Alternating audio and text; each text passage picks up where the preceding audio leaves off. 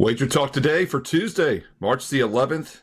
The conference tournaments continue. We have some finals tonight, and we also have the first few rounds of some of the big boys, which will be going on all week. March Madness is here, and we have you covered every day, noon Eastern, live here on Wager Talk TV. I am Steve Merrill, once again filling in for the Prez. He is scheduled to be back tomorrow on Wednesday, so don't you fear. But in the meantime, we've got a great show, Prez Free Tuesday, which means Marco D'Angelo is allowed to appear, as is Ronald Cabang and Andy Lang. Also, Gianni The Greek, of course, Steam Report at the end. Ronald's going to cover some NBA. Andy, of course, will look at some of the off sports. He is the prop master. But Marco, let's dive right into conference tournament action because that's the lead story here for this Tuesday. Great to see you, my friend. And I want to start off with a little Big 12 action. Arizona State, Kansas State. What are you looking at this one? Well, we got some of the also-rans in the Big 12 in this one, Steve. But, there's got to be a point spread winner in every game. And we're looking at this one. Arizona State, they come into this matchup 1-10 straight up over their last 11 games. Ironically, that one win, Steve, it came against Kansas State, who they're playing today. Now, the Arizona State losing streak has been the result of two things. Defensively, they've allowed opponents to shoot 55, 57, 59, and 45% over the last four games. That in itself is going to get you beaten games. But here's where it's really been ugly for Arizona State. Over their last 9 games, they've been out rebounded, and I had to add this up twice to make sure of this number. 100 rebounds. They've been out rebounded by 100 rebounds over the last 9 games. If you're giving up a high percentage of shots and you're getting crushed on the boards, you know what's going to happen? You're going to lose a lot of basketball games, and that's what's been the story for them. Kansas State is going to want to slow the tempo down. That's the way they play defense, and I think that's going to frustrate this Arizona State team. I'll go ahead. I'll lay it with Kansas State. I'll be honest with you. This number last night was 5.5 when we were breaking it down for the show. We have seen some movement this morning.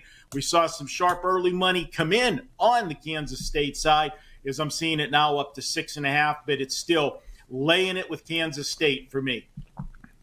Yeah, and that's the third of 4 Big 12 games. Of course, yesterday here on the channel, Brian Leonard broke down the first game today, Cincinnati, Oklahoma State. So that's on the replay for Monday's show. Marco just gave you the third game tonight at 7 Eastern, Arizona State, Kansas State in the first round of the Big 12 tournament.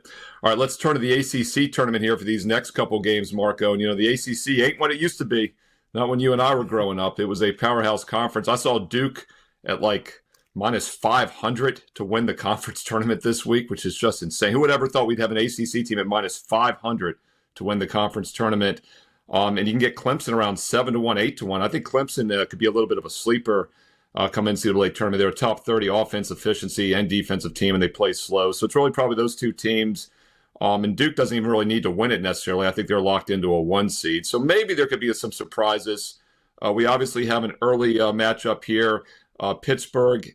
And let's talk about Pittsburgh game. We're not going to talk about that one here on the show, but of course that is your Pitt Panthers against Notre Dame at 2 o'clock Eastern. But let's look at Syracuse, Florida State, which is the nightcap, 7 o'clock Eastern, the third of 3 games today in the ACC. What are you looking at in that one?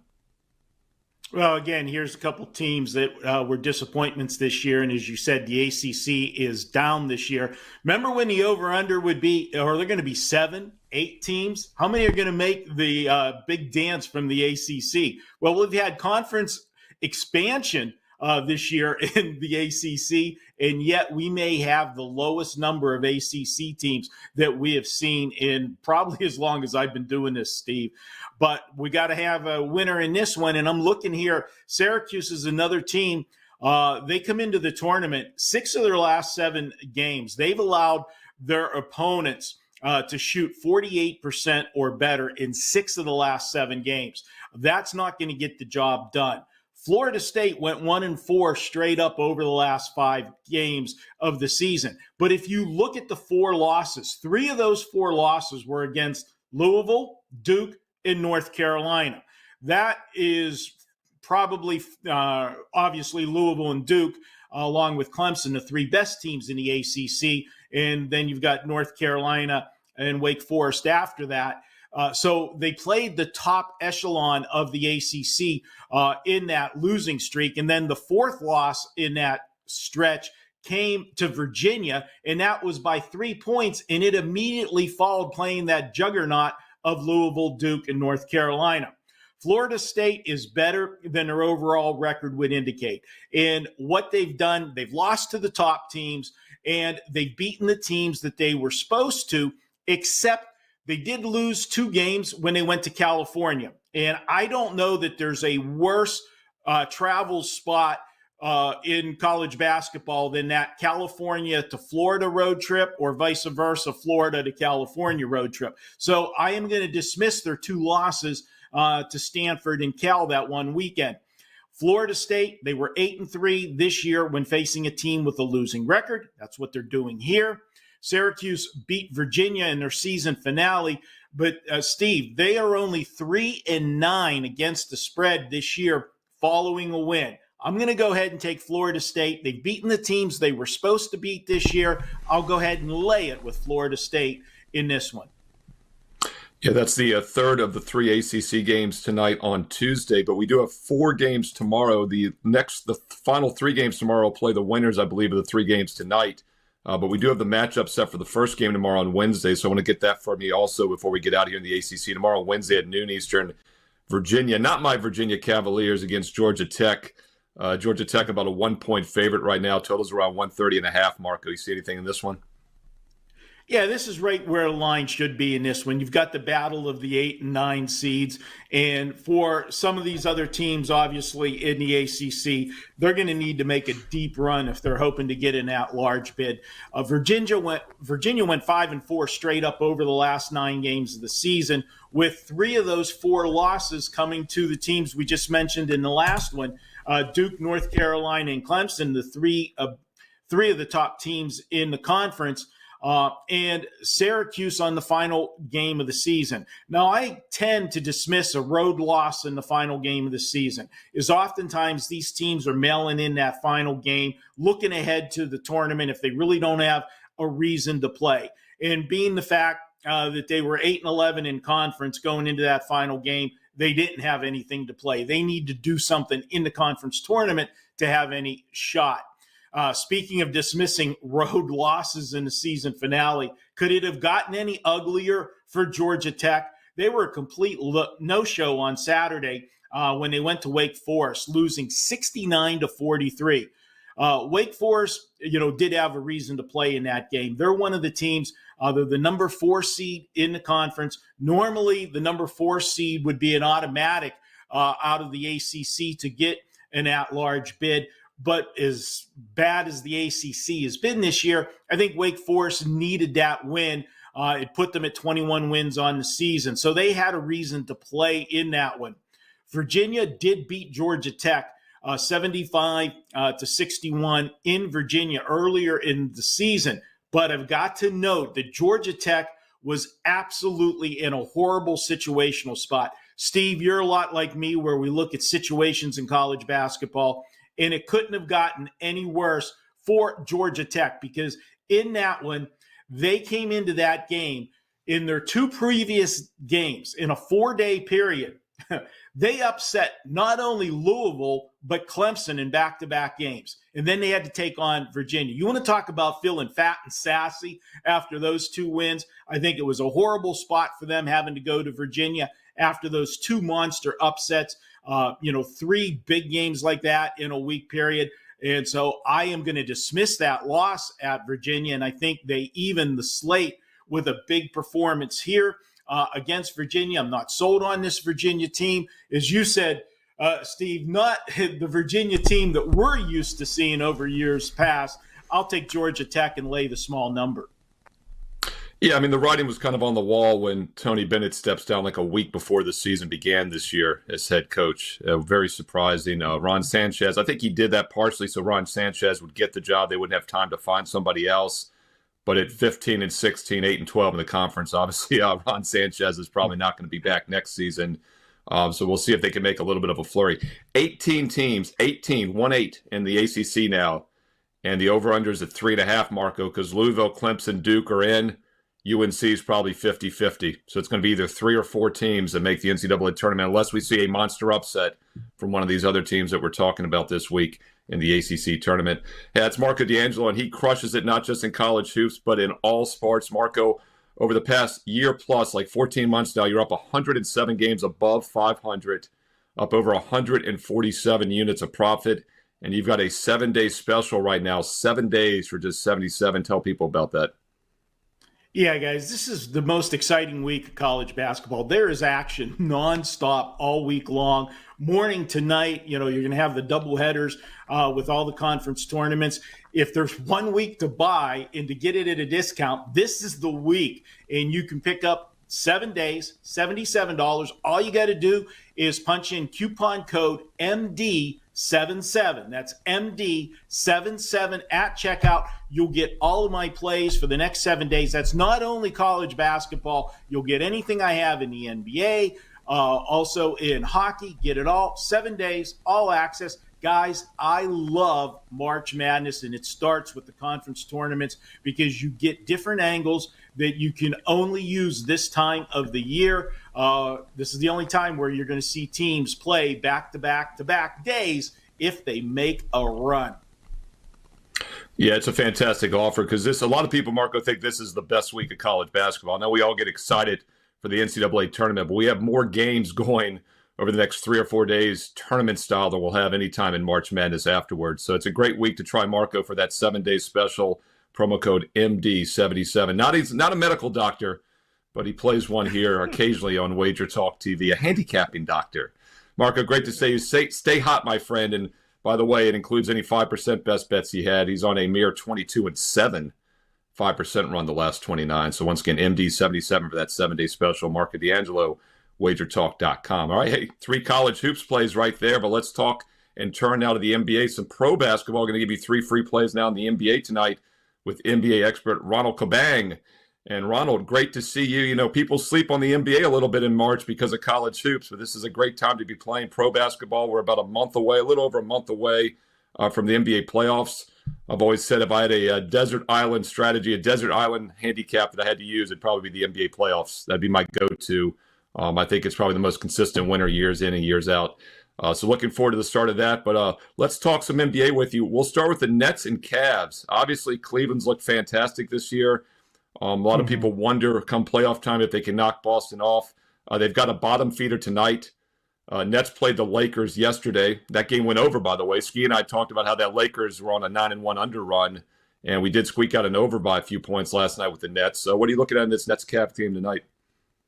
Yeah, you kind of talk about that Nets team going and actually beating outright the Lakers there, 108-111. And that's the interesting part of it. I know Cam Thomas missed that game yesterday. There's a big trend of him or the Nets going under when he's not in the lineup. He was out due to injury management yesterday as well as Watford. And there's some thought that they will be playing. And I think the total moving up is a little bit telling. So I give this out to clients yesterday at 226. I do think that it's the over is the way to go here. 3rd game in 4 nights for the Nets as well. 4th game in 6. So some fatigue on their side. But like I said, Cam Thomas and Watford were out yesterday. They're a pretty young squad. They got guys like Tyrese Martin, who's playing a little bit better. Keon Johnson, Noah Clowney is also stepping up offensively. So even if Cam Thomas doesn't play today, they have gone over, I think, in a few games prior to yesterday as well. So I think they should be able to put up points here, even if Cam Thomas doesn't play. But Cam Thomas does help a ton. They're over in 6 of the last 7 games with him in the lineup. The Cavs themselves, they've just been a strong over team in general all season long. 40, 22-1 to the over. At home as favorites as well, 234 combined per game in those spots. And we're seeing a total of at 228.5, and it's still climbing up. If you look at Cavs as double-digit favorites versus teams on no rest, they really push the pace and take advantage of these situations. In those games, 5-1 to the over, average 232 combined in those games as well. And then also, if you look at the net side, like I said, they put up 111 against a Lakers team that has been one of the more better defensive teams in the league in recent weeks. And I mentioned those guys, Keon Johnson, Tyrese Martin, Noah Clowney. They put up a good chunk of points yesterday against those Lakers. And if they're going to be able to help this over, it's going to be those types of guys that get those threes. They shot 18 out of 45 yesterday from three.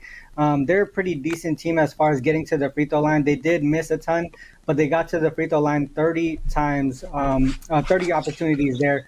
They also forced a lot of turnovers and also are one of the better teams in offensive rebounding. So points off turnovers, second chance points, those are all those opportunities the Nets can get to help the over here. I think that the Cavs can do whatever they want. So it's just a matter of what the Cavs can do to help get it over. Yeah, we've definitely seen some money coming in the over. It opened as low as 223.5. It's now up to 228. Cleveland opened 17.5. They're now up to 19, 18.5, 19. It's crazy NBA this year that we're seeing 18, 19-point favorites almost every week, and they cover quite often. But Ronald once again is looking at the over in this one, over 228. And by the way, there are 4 NBA games tonight. Ronald's about to give you 3 of them for free here on the show. And the one other game we're not talking about, you can get for $5. That's right, because it's $5 Tuesday. He's got a strong best bet on the other game as well on his page. By the way, everybody's got a $5 best bet here for Tuesday at WagerTalk.com. All right, we looked at Brooklyn, Cleveland. Let's look at the top game here at 7:30 Eastern, top of the rotation, Bucks and Pacers. Milwaukee currently about a 2.5 point road favorite. Total's hefty in this one also. It's gone from 232 up to 235. How are you attacking the Bucks and Pacers at 7:30 Eastern, Ronald?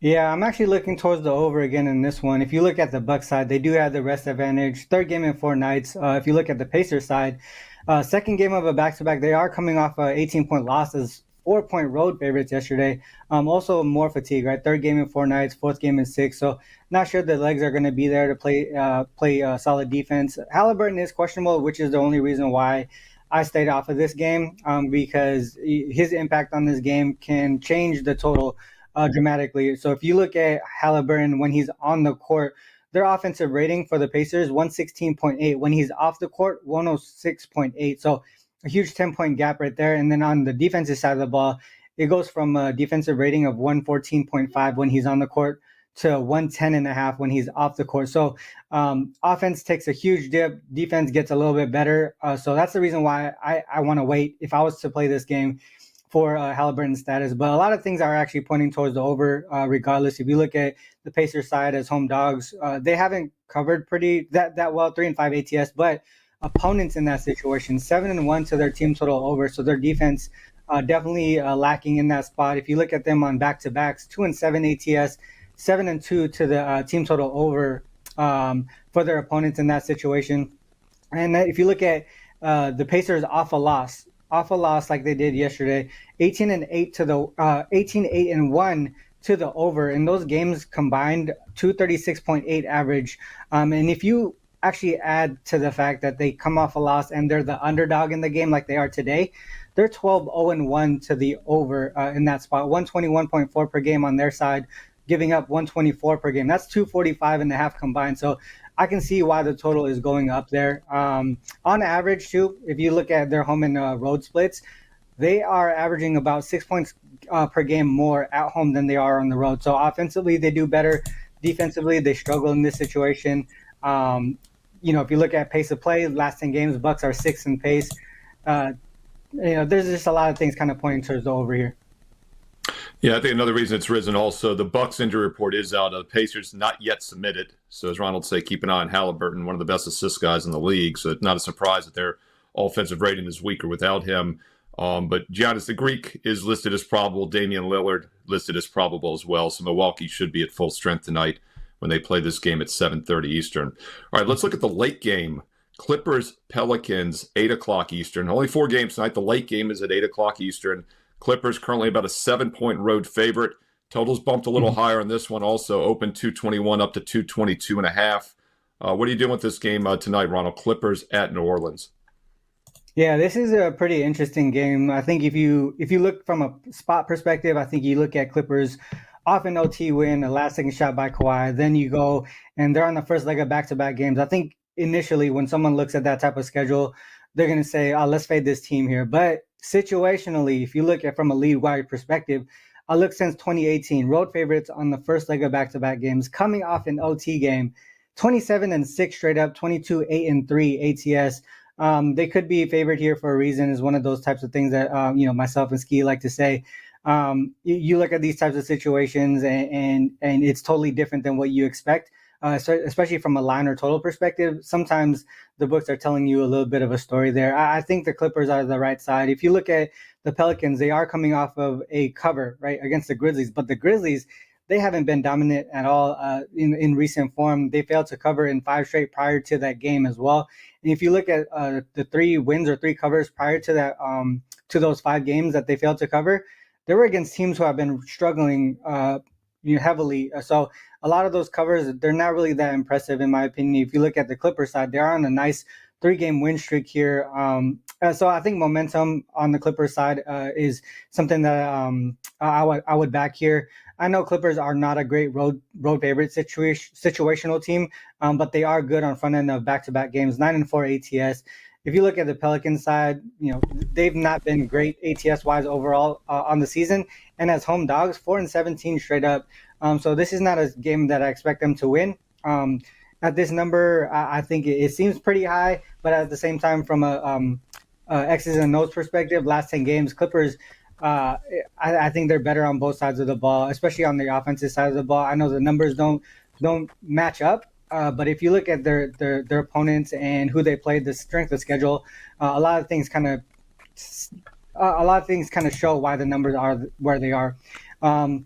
So Clippers do a better job of forcing turnovers. Clippers do a better job of limiting points in the paint opportunities, which is where the Pelicans thrive the most. So if they're gonna limit those, I can't see where the Pelicans are gonna be able to get their points here. So I would look towards the Clippers -7. And for the live viewers watching us right now at about 12:23 p.m. Eastern on Tuesday, you probably want to play this sooner than later because 3 of the sharper leading indicator books, in my opinion, are moving to 7.5, 7 -15, 7.5 now, while it's 7 elsewhere. So it looks like the sharp money is in agreement with Ronald Cabang here on the LA Clippers -7 tonight on Tuesday. All right, Ronald just gave you 3 of the 4 NBA games for free here for this Tuesday. There's one other game on the board, Ronald, and that is a strong $4% $5 best bet. And you're on a mere 20-5 $5 Tuesday run. So people might want to check it out. Tell us more about it at WagerTalk.com. Yeah, I think I was watching this show a couple weeks ago, or like maybe a week or two ago on a Tuesday, and someone was like, "Oh, $5 Tuesday is a fade," but I think it's a little bit of the, for me, it's a little bit different. I think $5 Tuesday is one of my best spots because I'm one of the more newer guys over at WagerTalk, so I have to really kind of prove my handicapping style and prove that the plays that I give out are solid and sharp. So I think that's the reason why my record is so solid on 20-5 on $5 Tuesdays, but also those 5% plays. If you look at historically over at WagerTalk, 5% plays, I'm actually number 1 in ROI and win percentage. I don't throw 5% plays out there often. I kind of focus on quality over quantity.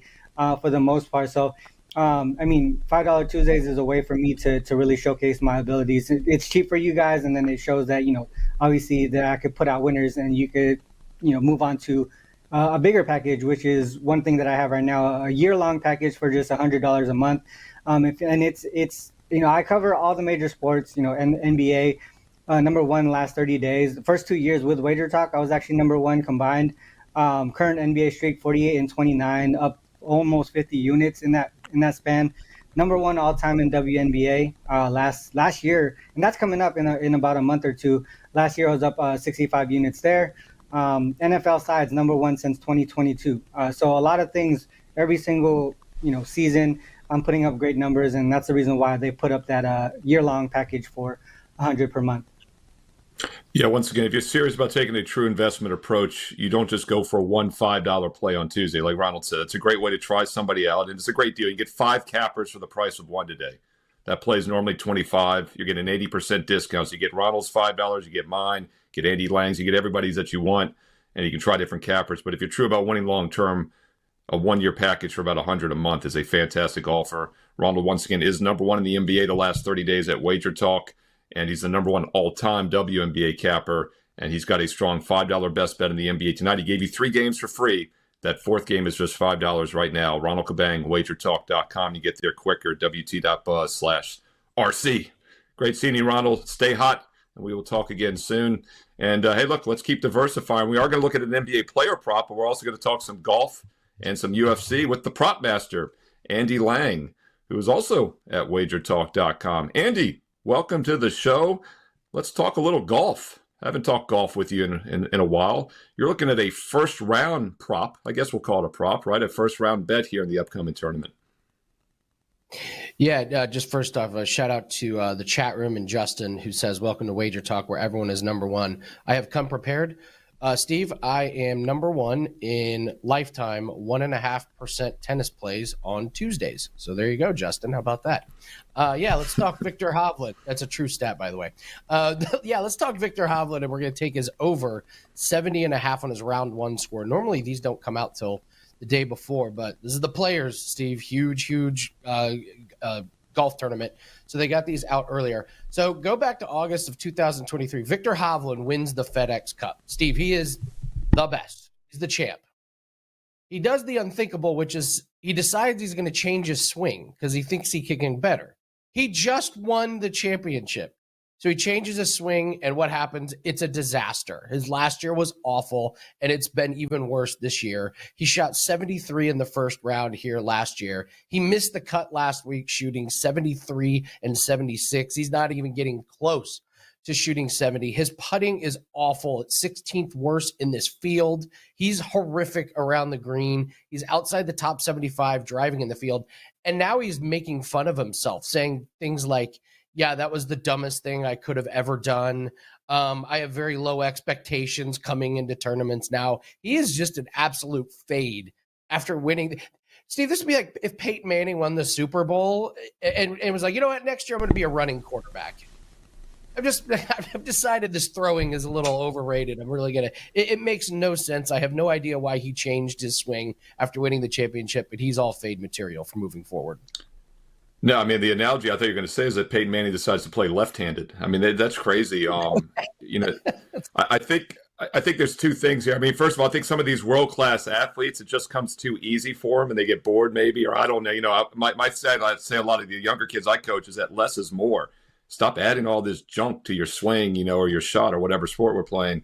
But there's also that human nature thing, like if you have a business, you want to sell 30 products instead of the Costco approach where you have two. And you just do it really well. The diner approach versus the Chipotle Subway approach, right? And that's fascinating. I did not know that. I don't follow golf that closely, but I like where you're going with that. And when you find a catalyst like that for a reason somebody is off, you ride it until they make that change back or until you see a couple good rounds out of them, I would say. So that's fascinating. And, Andy, all seriousness, you're going to get good prices on this, right? Because he's a world-class golfer until the change. So it's not like this score is 77. It's 70.5.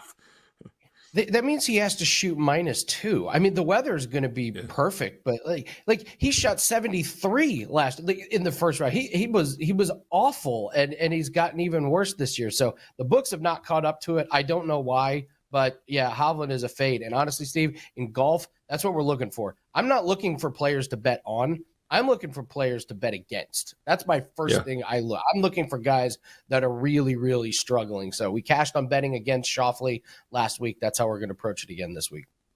Yeah, I mean, I think golf and maybe tennis are the ultimate sport where, it's an individual sport. And if something's not going right, it can get ugly fast. And you got to see it turn the corner. He's a falling knife. World champ, falling knife. Don't try to catch him in the next round. Let's look at the NBA again. Ronald just gave us 3 of the 4 games from side total perspective. But, of course, you're the prop master at WagerTalk.com. Give us an NBA prop tonight for Tuesday. Yeah, 30-10 run in the NBA. NBA has been red hot. Cash one last night. Let's take a look at Bogdanovic over 5.5 rebounds plus assists. I don't know what's happened, but he's really started to pad the stat sheet with the Clipper over in 5 straight and 8 out of 10. He's getting over 5 potential assists per game and over 5 rebound chances. That's more than enough to get over this 5.5. He's gone over in 6 out of 7 games where Kawhi plays, which is tough to find 7 games that Kawhi plays these days. But when Kawhi has played, Bogdan's gone over. And they're playing the Pelicans, who as you know, Steve, are just awful. 27th and 29th in defending rebounds and assists. They just gave up 57 rebounds and 24 assists to Memphis the other night. So they're awful. It's what a disaster season it's been for them. So fading them any way we can and trying to fade some of these other teams that have kind of given up on the season. So we'll go with Bogdan over 5.5 rebounds and assists tonight. Yeah, I love it. It's Bogdanovich. There was a guy who played at William Mary about 20 years ago, a point guard named Scotty Scott. So his parents, I guess, named him Scott. Always thought that was cruel, but I guess they do it in other countries as well. I never really thought about it until I was seeing that you say Bogdanovich. I was like, basically, they named him the same first and last name. Don't know if that's common on that part of the world. We shall find out more. I'm sure somebody in the live chat will have an answer on that. Andy, UFC, another sports you do quite well in, and you've got a nice little size underdog for us for UFC Fight Night 254 this Saturday. You see the double name in UFC too. There's a lot of Magomeds. Magomed off, some of those things. Yeah, it's common. I'm going to take absolutely. I'm going to take a look at an underdog that I think is way, way underpriced, and I'm just worried that this is going to be the parlay buster. So we're going to take a look at Sungwoo Choi plus 390 over Kevin Vallejos. Vallejos is a really, really good up-and-coming fighter. He has one loss on his resume, and that's to Gene Silva, who those of you that follow UFC know Gene Silva's on a skyrocket to the top in UFC. So that loss has aged really, really well. He's going to be 5 inches shorter than Choi. And Choi's coming off of getting knocked out. You do have to worry about his chin, but I think that's Vallejos' only path to victory here. Choi, 2 fights ago, he actually beat Jarno Aarons by getting this to the ground and having really good top control. And Vallejos is going to have to try and get into that reach that Choi has. Choi is going to have much, much longer arms and kicks. So Vallejos is going to have to work really, really hard. Listen, if he gets to the chin and lands clean, can he knock out Choi? Yeah, absolutely. But if he doesn't, he's going to be the smaller fighter. He's going to be the one that has a disadvantage on the ground. I think there's some value in Sungwoo Choi at plus 390 here at the big price. Yeah, I mean, that's the thing you love about UFC is that these dogs can cash, right? They're one move away, one punch away from sometimes. And I love reach advantage. I think that's vastly underrated. You know, people forget when McGregor was in his prime, he was a 170 guy fighting in the 140 weight range. He was like 2-3 inches taller, had that reach advantage. Very underrated when handicapping the fighting world. And Andy, you've just been red hot. 15-3 the last 3 days alone. 15-3, 65% up over 45 units the last 30 days. And I was just actually looking at your last 20 right now. And don't forget, everyone, you can look at everyone's recap of their best bets each and every day. Their last 20 are posted on the page, win or lose. I love when I do the video. Steve only talks about his winners. Well, first of all, we all have more winners than we do losers, so I'm going to be talking about the winners more. But also, rain or shine, right. You know, rain or shine, they're on the page. And I'm looking now, and I already knew this, Andy, but you and I have had nowhere near any crossover. So you talk about diversifying your portfolio. I mean, you're talking tennis, you know, UFC, golf, player props, darts. Is it darts season? Lacrosse. What else you got going on at WagerTalk? So darts is such a funny one. So they've had 5 nights of the Premier League, Steve, and we've cashed every single one. We have not had a losing night in darts. It's been profitable every single time. So we're running a special 365 days for $99 a month. Listen, most bettors treat this like a hobby. And unfortunately, sadly, that's why they end up losing their bankrolls. That's not what we do. Our bankrolls, our businesses. We don't gamble. We invest. We are built for long-term profit, and we have the track record to prove it. 93 units in 2023, 127 units in 2024, and already up 48 units in 2025.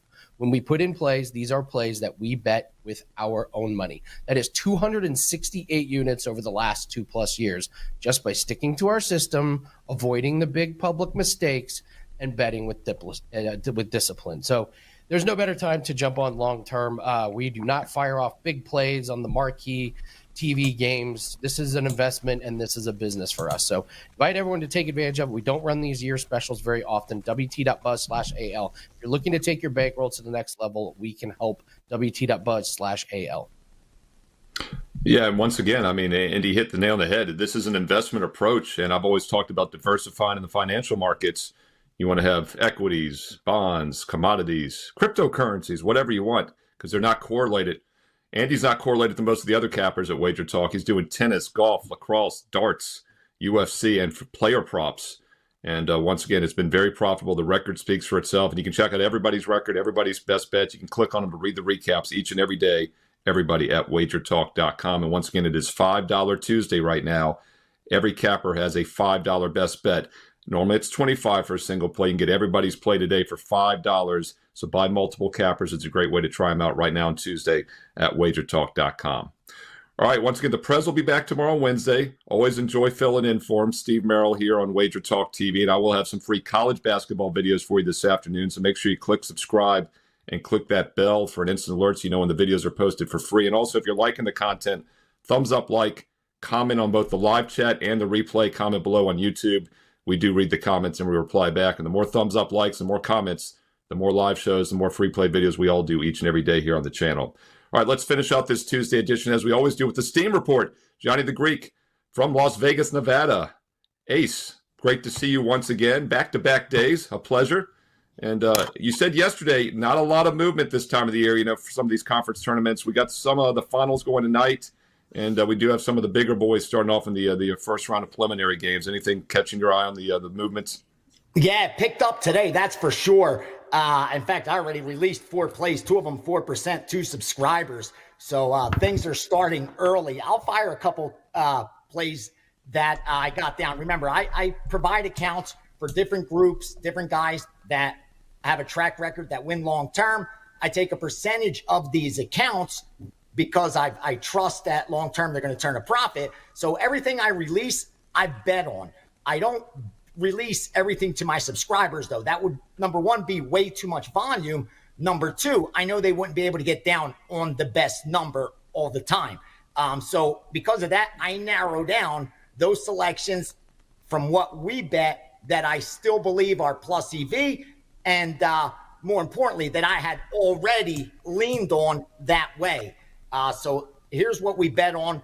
Haven't released this to subscribers, but we did bet 616 Southern Utah plus 6.5, Southern Utah plus 6, 629 over 143.5, 144 Montana State, Northern Colorado, 306.570 Vermont at -4 and a small money line bet there. 619 over 144 on Fairfield Sacred Heart. 309 024. Oh, no, that was a tennis that went off early. Forgive me. And 621 Sam Houston. And then I see a difference of opinion. It's funny. One group bet game 629. They came in and went over 143 Montana State, Northern Colorado. 5 minutes later, another group came in and went under 143. 608 Central Florida and Utah. One went over at 157.5, and the other came in 157. Actually, they laid -115 to go over 157 and 157.5. And when they moved it up to 158.5, 159, other group came in and bet the under. So my goal is hopefully it lands somewhere there in the middle. I could cash with both groups. Otherwise, I'm just going to lose a little vig on that Central Florida and Utah game. Like I said, the first group went over, and as soon as that line moved up about a point and a half, 2 points, other group came in and bet the under. Shows you not only just how tight these lines are, but sometimes there's manipulation as well. I always talk about I don't have access to all the information. I don't move for every group that's out there.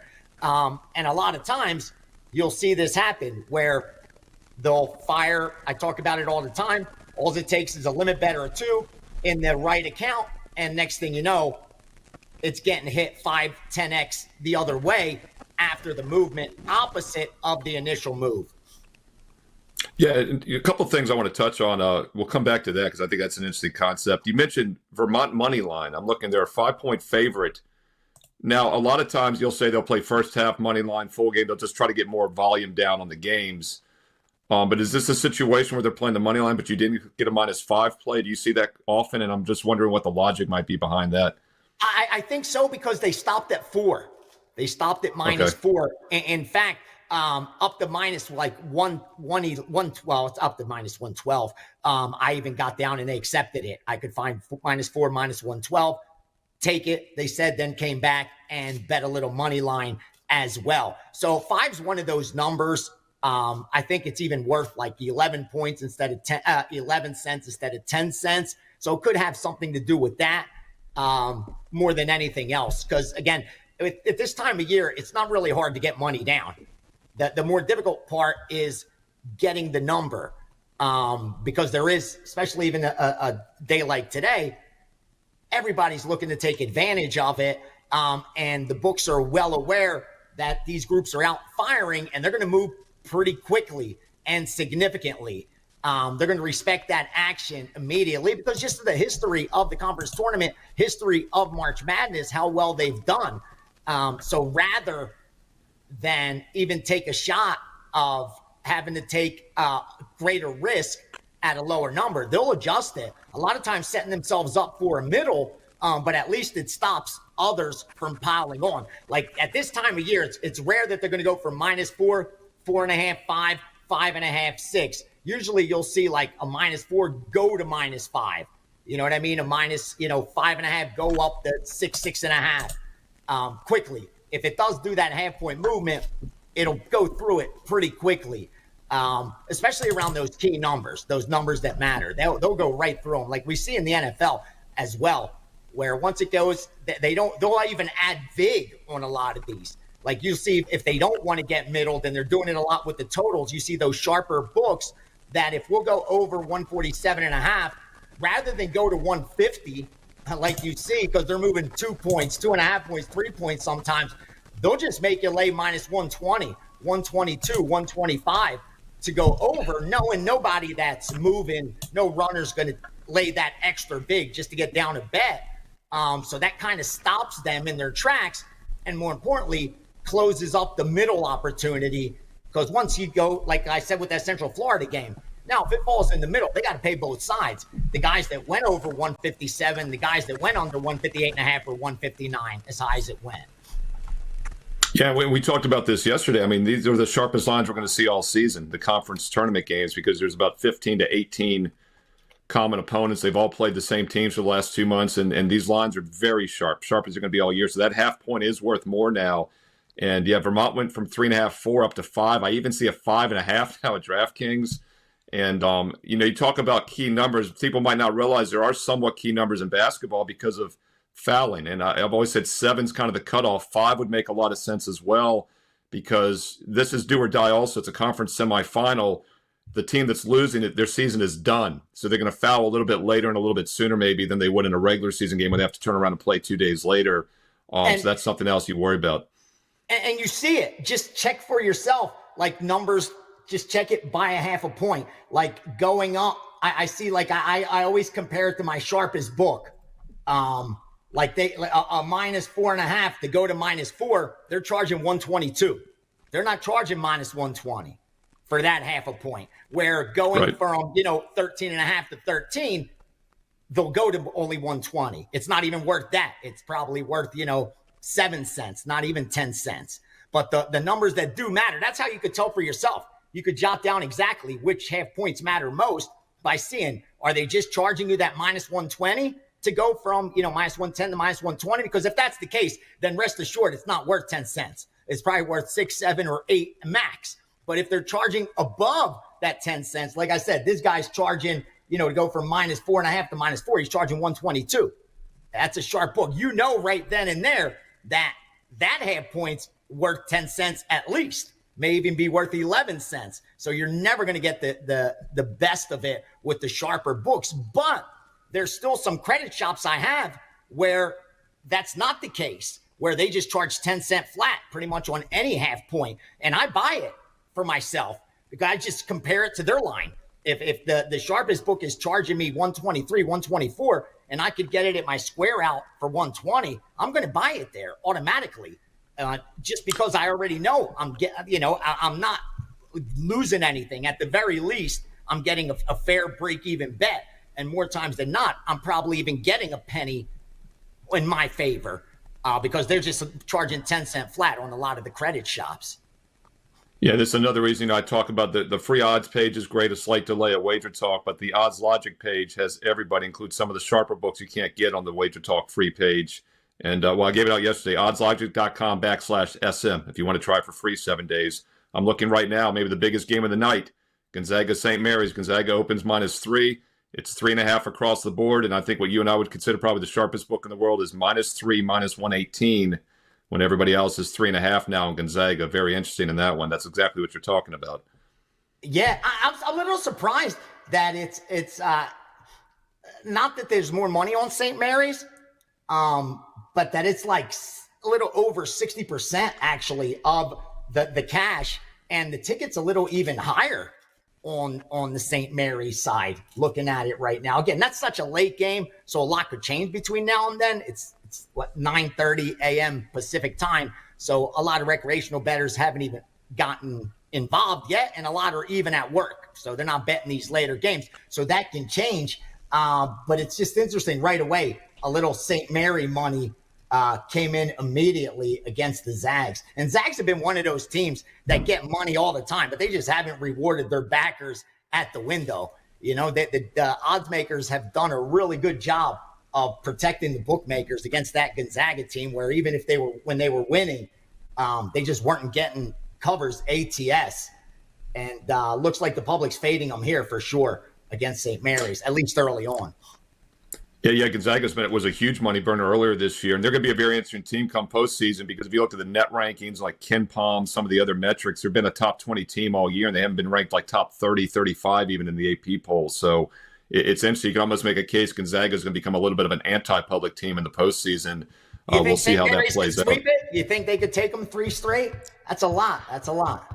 So I'm digging into this game right after the show. I'm going to have a free play video on this game. This is one of those 2 games I'm doing for the free play. Yes, I haven't dug into it yet. I'm going to take a look at it, but I have talked about them a lot in my top 25 video because I think they were both Saturday games this year when they played. The one thing, Ace, that always jumps out to me about this matchup is that St. Mary's is one of the 5 or 6 slowest teams in the country out of 364. And that's always a team that makes my short list. And Gonzaga likes to play up tempo. With that said, though, Gonzaga has played them pretty tough over the years, and they're more familiar than other teams. So these are 2 teams that are both in the NCAA tournament. This game may be for seeding a little bit. But, yeah, it's interesting also, by the way, the line's gone up a half a point. The total's gone up as well from 138 to 139. That makes sense because Gonzaga plays fast, St. Mary's plays slow. So side total probably somewhat correlated. They're betting it over. They're kind of betting it over, too. I mean, a little bit more, not crazy heavy. But I've seen like the parlays and teasers, they are betting it over. So it's like they're teasing St. Mary's up, getting them up to 7 points, 7.5 points. That's what I see a lot of. St. Mary's and over teasers, St. Mary's and over teasers. Again, don't tease college basketball. Even if the bet wins, it's just not a good bet. It really is. And I can't understand why bettors do that or why they even go ahead and buy not a half point, a 1.5.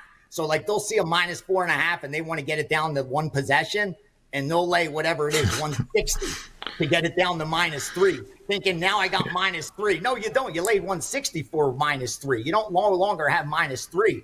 You know what I mean? You have a even worse number than laying the 5.5 more times than not. The 4.5. No, my favorite line of all times is still like, I'm not going to lose by the hook. So I'm buying it down from 6.5 to 6. Well, what if you buy it goes to 5? It's like you can always lose by you can buy 10 points and lose by the hook still. Like there's no way to prevent that. But yeah, long-term investment approach like Andy was talking about versus short-term. If you got to win tonight and you're going to lose your house otherwise, then buy the extra half point. But otherwise, if you want to win long-term, then don't lay the extra juice. We talked about this yesterday, folks. Great segment here on Monday's show about how sports books are ripping you off nationwide right now with increased juice. So watch the Monday replay here of the Steam report because it's something that we need to get a hang on because I hate these -124, these 24-cent lines, and don't give into it. Ace, you talked about it yesterday. Don't play at the books that are ripping you off, and they will stop ripping people off. Yeah, it's the only way to prevent it. That's the only way. But it's great to say to do that, but bettors aren't going to do that. March Madness, those books are going to be on the strip just as packed as the Westgate is, just as packed as Circa is. Those books that are charging that kind of price on the strip are probably even going to be more packed than the ones I touched on, the Westgates and the Circas. It's just bettors want action, man. And as long as the books know that, they're going to make sure they shade those lines and that VIG as much as possible and take advantage as much as possible. Their goal is to increase hold. That's it. At the end of the day, that's all they look at. How much was the betting action and how good was our hold? You know, they get bonuses based on their hold. If the hold is greater, the bonus at the end of the quarter is greater. So their job is to make the sportsbook as much money as they can. And I don't blame them. It's a business. We're all trying to do the exact same thing. Whether you are selling, bubble gum or whether you're bookmaking, you're going to try to, increase your margins as much as possible. And they're doing it because the market continues to take it. But you don't have to. That's what's beautiful, that because of the market, because of the lack of monopoly, especially in sports betting, there's so many avenues that you could go down. There's so many shops that you could bet into that you don't have to take it. It's different if we don't have a choice. Like if everybody's painted that way. But when they're not, then it's on you not to be lazy, to hunt those down and only bet through those. That's what's ironic about it to me, though. Is like there's 30 plus states now that have legalized sports betting. And we're seeing more books offer minus 111 each way, minus 112. It should be the opposite. With competition, they should be all minus 105 now. And as we said yesterday, I think once the market becomes a little more educated over the next 5-10 years, more like Europe, hopefully we'll see more reduced juice, maybe a betting exchange. It's on my to-do list. Yeah, I know. I've been trying to figure out a way to make that work. The problem, and we'll leave it at this real quick, but the problem with the betting exchanges, back in the day with Matchbook and the other ones, is that, in my opinion, Gianni, is that the sharps just end up festering on each other, and it just ends up killing the exchange because, once again, the squares don't appreciate the value of minus 102 each side. Yeah. I saw the exact same thing. You're absolutely right. It's just them betting against each other, more or less, ends up happening. Yeah, so I'm hopeful, but I think it's a ways away still. But maybe one of these technology's better now, so maybe it's possible. Hey, speaking about getting a better price, blackjack you talked about yesterday, 3-2 versus 6-5 is another example. And if I'm not mistaken, does your blackjack course start tonight, which is included free with your 1-year all access? Next Tuesday. Okay, I remember you saying Tuesday. All right, we got a week still. Next Tuesday, 7:30 p.m. If you look on my Twitter at Greek_Gambler, I asked for the 5 things that you need. That's all you need. Let me repeat them here real quickly. And I'm sure whoever has the year already got the email. This is all you're going to need. 6 decks of cards, standard size, a discard tray, which I already put a link to. They're like $10. Thin rubber bands, a notebook, and just wipe up your catch up on your add, addition, subtraction, multiplication, division. 5 things. That's it. Show up with those 5 things. You will leave the favorite, no doubt. Not sure how many sessions it's going to take to get you there because it's the first time we're doing it, but I will continue doing it until every student leaves competent, that they have the skill set and the blueprint, and all they need to do now is perfect it and practice it. And as long as it takes, we're going to do that week by week, baby. I'm so excited for it. I really am. And again, starts next Tuesday. I did put a limit on it. I told JD you can't teach 100 people. You just can't do it. It's going to take too long. So there is a cap on it. We're not there yet, and it's not to entice anyone to jump on board. But there is going to come a point where we're going to have to cut it off. And, hopefully it goes well and we can do it again next year. But right now, it's still wide open. And like I said, just go to my Twitter, go to WagerTalk. All the information's there.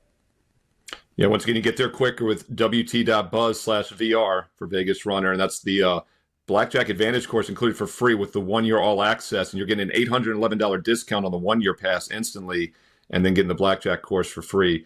Ace, great to see you as always. He's here every Monday through Friday at about 12:30 Eastern time for the Steam Report. And then, of course, he makes appearances Saturday and Sunday on Wager Talk Last Call, which we've been doing at 11 a.m. Eastern this basketball season here on the network. That'll do it. Another great episode of Wager Talk today. Hope you enjoyed it. If you did, thumbs up, like, comment below, and also make sure you subscribe here to Wager Talk TV and click that bell for an instant alert so you know all the shows and free play videos go up each day. And once again, I will have a 2 free college conference championship games tonight, including that St. Mary's Gonzaga game. Free plays for those coming up in a couple hours this afternoon. So click subscribe and click the bell for instant alerts. And stay tuned here to Wager Talk TV. It's $5 Tuesday. One more time. Best bets for $5 tonight, Tuesday at wagertalk.com. And stay tuned here to Wager Talk TV because there's more great free content coming up next.